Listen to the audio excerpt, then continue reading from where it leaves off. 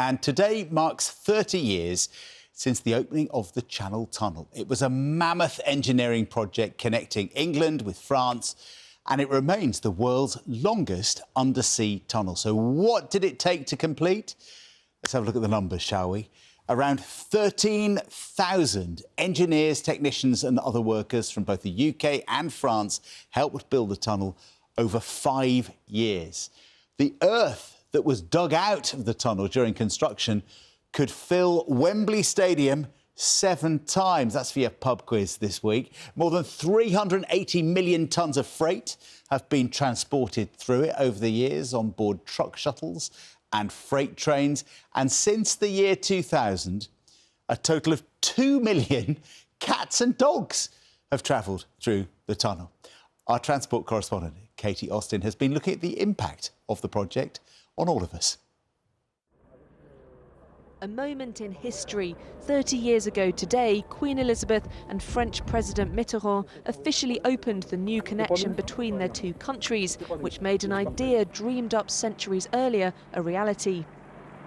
Since the Queen made her journey through the Channel Tunnel, 480 million passengers have done the same. These days, 400 trains speed through it each day.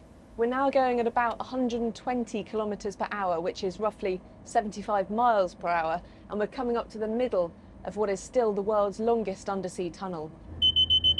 Driver Martin has been here since the beginning. People have this concept that it's just straight through to France, and it's totally not. The tunnel itself is up, down, round the corners and everything. It's no straight lines at all. So you sort of know this tunnel like the back of your hand? Absolutely, yeah. Yeah, it's like a second home, really. Building it was an exceptional feat of engineering.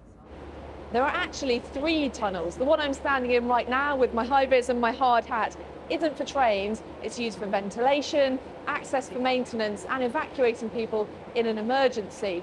We're now on the France side and the UK is 32 miles that way. The tunnel carries a quarter of trade between the UK and the EU. Plus plenty of holidaymakers, whether on the Eurostar to Paris and beyond, or using the car shuttle to reach somewhere like Le Touquet, an hour's drive from Eurotunnel's Calais terminal. Drove down to Folkestone, jumped on the tunnel, half an hour, Calais, 40 minutes down the coast. Perfect, nice and easy, no problems at all. Have you done that before? Yep, we've been to Le Touquet sort of 3 times, so we've always come through the tunnel. Tunnel tourists help keep the wheels moving for small businesses, including this one. I drive the little train. Lots of English people come at the weekend, in cars, in the shuttle. It's very good. Plenty of Brits swing by the town's golf course. Every year we've got 45,000 visitors, and basically 20,000 of those visitors are English people. Charles thinks the shorter journey compared to ferries means a longer holiday. Which is an extra round of golf, so that's more fun for them and more business for us. The tunnel's financial journey hasn't always been smooth. It opened £2 billion over budget. At one point, the company which runs it nearly went bust. Predicted passenger numbers were never reached, but Eurotunnel became profitable. More recently, new challenges. The pandemic, and Brexit meant putting millions into new systems to deal with additional customs rules. What's next? Well, the boss here wants more trains running. That could include, for the first time, rivals to Eurostar running passenger services. Already, new companies have said that they want to launch new services within the 5 next years in the tunnel. We are very confidence that within the 10 next years, there will be a doubling of the direct connection between London and Europe. Before then, change is on the way for people crossing the channel. Eurotunnel is building an area to cope with the EU's new border system starting this October. We were the first to film the machine that passengers will use at Calais and Folkestone to register fingerprints and a photo instead of having their passport stamped. The crossing time will be extended by 5 to maximum 7 minutes for each customers. And as we have extended the number of lanes, there will be no delay on the highway, nothing. The cost of all this, £70 million. The tunnel's 30-year history has already proved eventful, and it's far from the end of the story. Katie Austin, BBC News. Oh, I'm a big fan of the tunnel, John. Half an hour and you feel like you're somewhere completely exotic and different on the continent. I remember my kids thought they were going to be able to look out the window and see fish swimming around. Oh. You just see tunnel. I think don't think about the fact that you're under the sea too much when you're going through for that half hour, because it's a little bit scary, isn't it? Let's speak with Simon Calder, the Independent's travel correspondent who's in Frankfurt.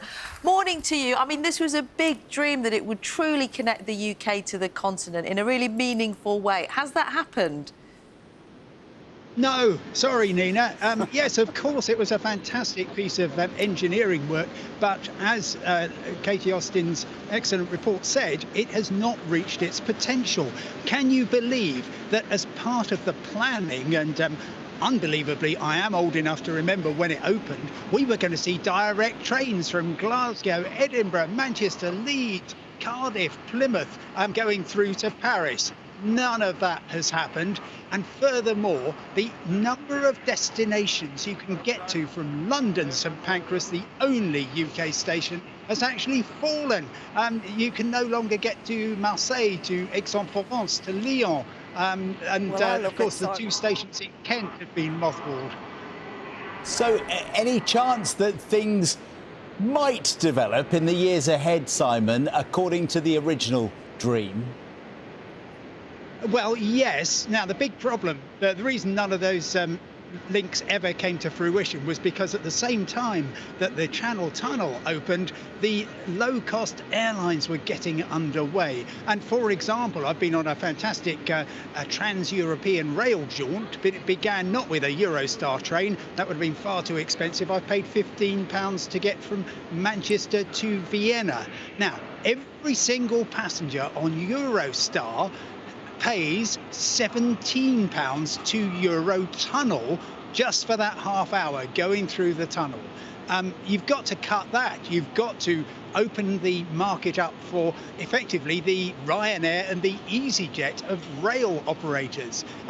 Deutsche Bahn, German Railways, has long promised trains from Frankfurt to London. They certainly haven't happened. Would you believe there's more than 50 flights today between Frankfurt and London alone, and of course many more to other parts of the UK. So they really just need to do what the airlines did and just say, right, good luck everybody, off you go, cut your costs, and we'll all be on board those trains. Is there an awareness issue though, Simon? Because we regularly drive through the tunnel at Folkestone and it's much cheaper than the ferry. You know, we can do it for like £100 sometimes if you book it at the right price. And it's brilliant, but lots of people don't seem to know about that option. Well, actually, if you look at the numbers of people, in Katie's report, 480 million, nearly 500 million people over the past 30 years. Well, I'm afraid aviation, you would get that in a couple of years from the UK. So it's simply a bit of a kind of niche thing. And of course, in terms of the ferries, everybody thought they would sail off into the sunset. But in fact, you've got really good competition between Dover, Calais and Dunkirk, which is great news for motorists and why you can get there for £100. Meanwhile, Simon, here on Bank Holiday Monday, the railways are facing some more disruption over the next few days with strikes. They certainly are. OK, remember, today is the last day of bank holiday weekend, so therefore there's lots of network rail engineering projects still underway, causing some disruption, particularly in the Cambridge area and various places on the West Coast main line, linking Scotland, North West England and the West Midlands to London.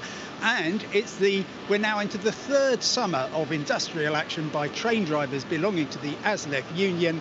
That means you're going to get an overtime ban. I've already seen a dozen cancellations at least on LNER on the East Coast main line due to crew shortage, some curtailments as well. And wherever you are, there are likely to be some cancellations, not, I stress, on Transport for Wales or ScotRail. They are not involved. But then tomorrow we get into the rolling strikes. target on day one, on Tuesday, is the London commuter services. Then on Wednesday, we're going to get most of the long distance intercity operators, Avanti West Coast, East Midlands Railway, Cross Country, Great Western Railway, and also Chiltern and West Midlands Railway. Most of those companies are cancelling all or almost all of their trains. And then Thursday, you are going to find that the north of England gets targeted. No trains at all on Northern or Transpennine Express. LNER will be running a kind of skeleton service from Edinburgh via Newcastle and York to London. Eventually, the overtime ban ends on Saturday. Things should sort of be back to normal by Sunday. Good luck, everybody. Famous last word, Simon. Finally, very quickly, you were in Vienna, I think, on Saturday. Now you're in Frankfurt. Where's next on your grand tour?